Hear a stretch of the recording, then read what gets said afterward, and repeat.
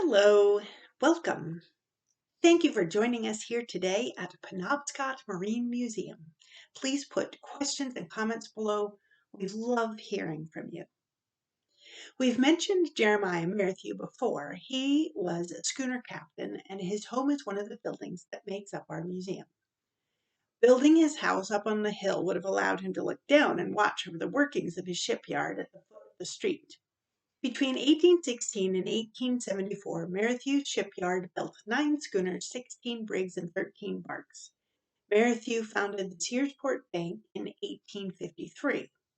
This dollar bill was issued by Searsport Bank back before the federal government realized that it wouldn't be a good idea to let anybody create valid currency.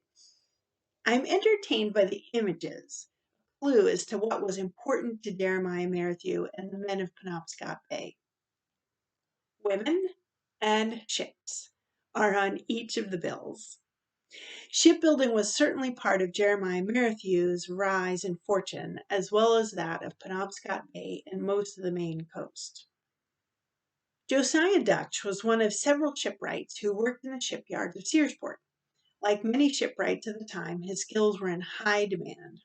He traveled from yard to yard, including yards in Bath and Camden, to supervise construction of vessels. He lived in a house on Church Street in Searsport, and that building has housed our Savage Education Center for many years. This is a painting of a vessel being built.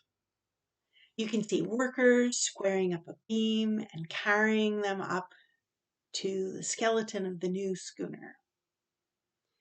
A crane helps lift heavy items. Chimneys puff smoke from heating water for the steaming boxes to bend wood. Is that the supervisor, I wonder? Searsport had 11 shipyards at one point in the 19th century, and 245 vessels were built here. Many hundreds more were built in Belfast, Rockland, Rockport, Castine, and other Penobscot Bay towns. This is an excellent spot for building ships. Searsport Harbor is the second largest deepwater port in Maine. The Penobscot River runs long and deep into the interior, reaching thousands of acres of forest. Millions of tree logs were floated down the river to the shipyards along the bay. Maine is on the border of 2 climates, boreal forests of Canada and the eastern temperate forest of New England. The result is we have a large diversity of tree species, and one needs different kinds of trees to build different parts of the ship. For instance, oak makes a strong keel. Spruce makes good decking. The mast needs to be very tall and straight. Is there a tree that fits this description that you can think of? While you think about that, let's briefly go through the shipbuilding process with Sam Manning. We are privileged to have a number of Sam Manning's working illustrations of boats, ships, and shipbuilding throughout the ages in our collection. Sam grew up during the Great Depression and was a Sea Scout before entering the Navy. Sam taught himself navigation and illustration and loved teaching others what he learned. Although he started an engineering program at Bowdoin, it was interrupted by being called back to the Navy in the Korean War. Sam worked as a carpenter and then writer and illustrator for National Fishermen. The naval architect, Murray Peterson, pronounced some of Manning's detailed images the best damn drawings he had ever seen. Sam sailed out of Camden Harbor daily for 40 years. In The Evolution of the Wooden Ship, Sam Manning gives us detailed pictures of what the ship looks like as it's built. Here is a shipyard with lumber shaped to the different parts needed for a vessel. A saw pit over here is where one man stands down below and another up above, each holding the end of a long saw. It's tough to be the guy on the bottom with the sawdust flying into your eyes. Over here is a steaming box. A ship is being built over here, and another one is being repaired over on the shore. The keel is the long, very strong piece of wood that is the ridge at the very bottom of the vessel. Rounded ribs line the sides and provide the structure. Braces hold everything together and up. Scaffolding and ramps give the workers access as the layers and layers of wood are nailed or joined in. Steaming the boards makes them flexible and able to be bent in the curves needed for a streamlined hull. Every single seam must be packed tightly with oakum to keep the hull watertight.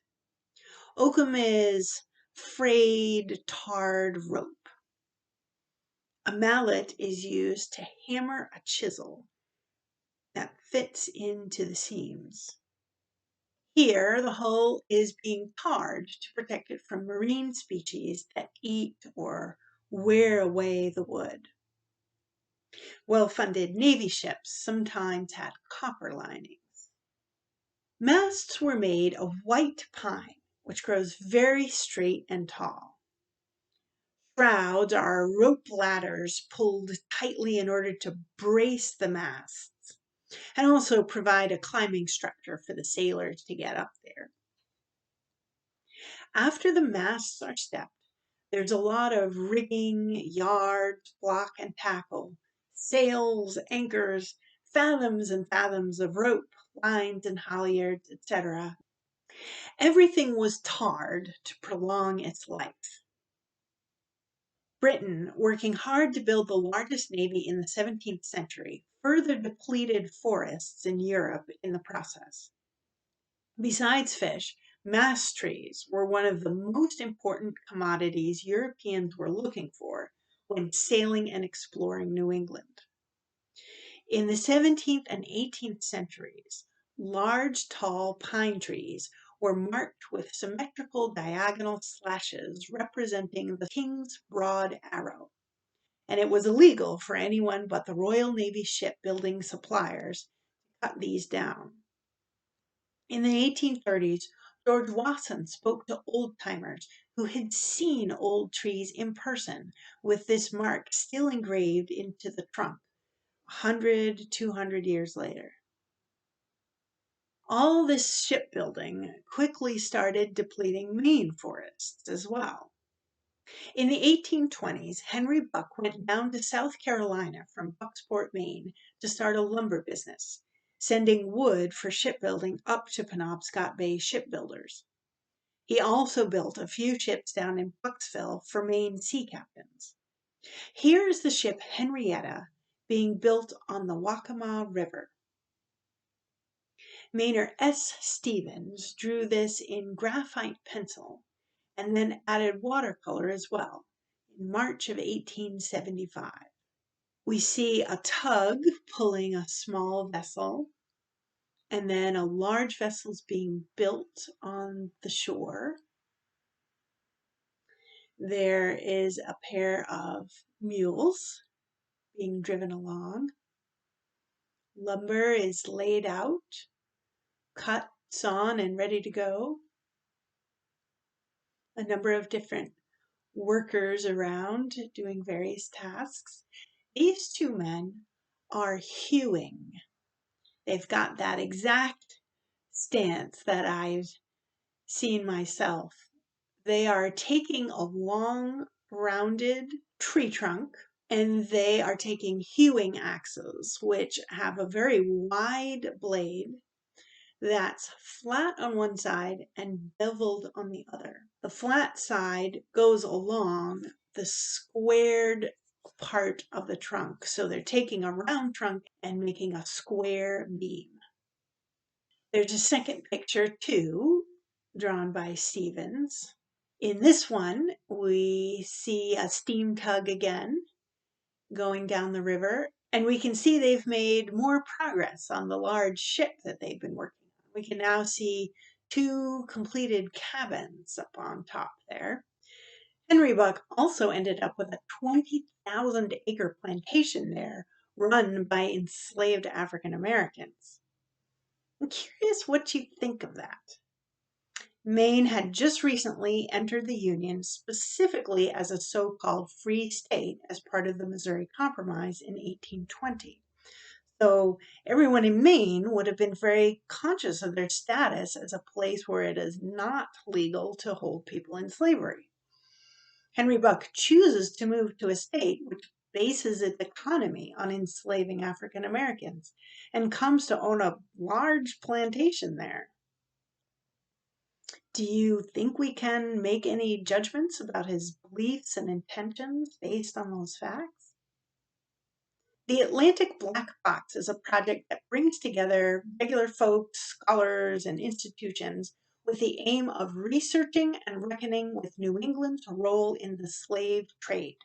In connection with that project, the South Portland Historical Society has been uncovering fascinating information about 2 African American shipbuilders in Maine, Captain Joseph P. Taylor and Captain Elbridge P. Talbot, who built and captained ships in the mid-19th century. One of the ships they built was named after Taylor's wife, Jeanette Small. They made multiple successful trips to the Caribbean before the Jeanette wrecked. This was painted in the mid-20th century. Here, Waldo Pierce is imagining what the Carver shipyard may have looked like in the 19th century. The Carver shipyard was next to Matthews shipyard down the street from our museum. The ship John Carver looks ready to be launched. Parts of Searsport is in the background. And we can see a pair of hardworking oxen that have pulled all this lumber to be stacked in high piles here, and a dog is greeting them. A fancily dressed man is talking to a man in working clothes. There is a weir here for catching fish. Waldo Pierce likes to use fast, quick paint strokes and bright, saturated color. It's interesting to compare that to Stevens' 19th century style of careful, accurate drawing. Between 1824 and 1864, master shipbuilder John Carver completed 24 schooners, 6 brigs, 5 barks, and 3 ships. The bark John Carver launched from the yard in 1841. Thank you very much for joining us here today at Penobscot Marine Museum. Thank you to our members and donors.